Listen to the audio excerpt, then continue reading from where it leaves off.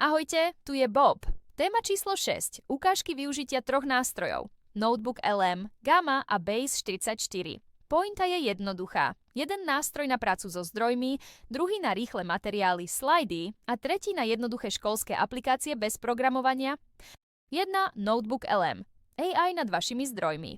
Notebook LM je užitočný vtedy, keď nechcete, aby si AI domýšľala, ale aby pracovala z konkrétnych podkladov. Nahráte PDF, odkazy, poznámky alebo dokumenty a potom sa pýtate otázky, robíte súhrny, študijné materiály a hľadáte argumenty. Všetko ukotvené v tom, čo ste vložili ako zdroje.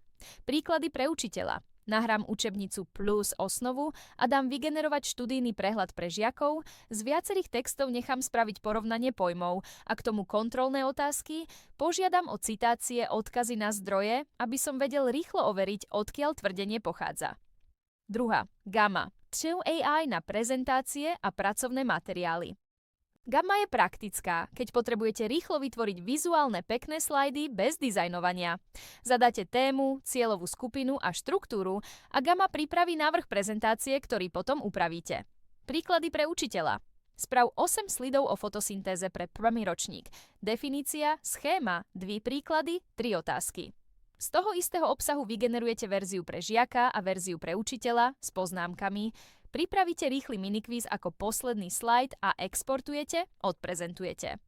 3. Base 44 Míšpou AI, ktorá z textu spraví jednoduchú web aplikáciu.